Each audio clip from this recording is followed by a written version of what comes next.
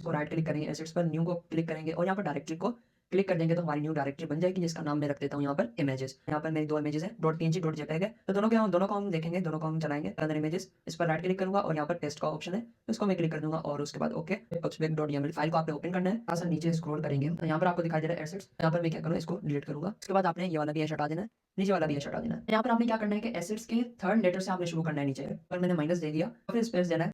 Assets लिखेंगे यहाँ पर, फॉरवर्ड स्लैश देंगे, उसके अंदर इमेजेस, लास्ट में हमने फॉरवर्ड स्लैश भी लगाना है। यहाँ पर हम पबकेट ऊपर लिखा हुआ है, इसको हम क्लिक करेंगे। एंड डॉट फाइल में जाते हैं और यहाँ पर देखिए गेट डिपेंडेंसीज लिखा हुआ है, इसको भी हम एक मरतबा क्लिक करेंगे। हमें इमेज यूज करनी है तो हम क्या करेंगे, इमेज विजेट को यूज करेंगे। डॉट यहाँ पर अभी अब तो हम एसेट यूज करते हैं तो एसेट को क्लिक करेंगे, डॉटेड कॉमास देंगे। तो यहाँ पर एसेट्स फोल्डर हमने बनाया था, उसके अंदर फॉरवर्ड स्लैश देंगे और उसके बाद इमेजेस फोल्डर हमने बनाया, उसके इमेजेस फ़ोल्डर के अंदर क्या है, फॉरवर्ड स्लैश देंगे, इस मतलब कि इसके अंदर आ गए। इसमें हमने इमेजेस दे रखी है, तो इमेजेस का नाम लिखेंगे, जो भी इमेज यूज़ करनी होगी। flutter.png हमारी एक इमेज है, तो उसको हम ऐसे यूज़ करेंगे। और अब हम देखते हैं अपनी मोबाइल स्क्रीन पर, यहाँ पर देख सकते हैं कि फ्लटर का लोगो आ चुका है।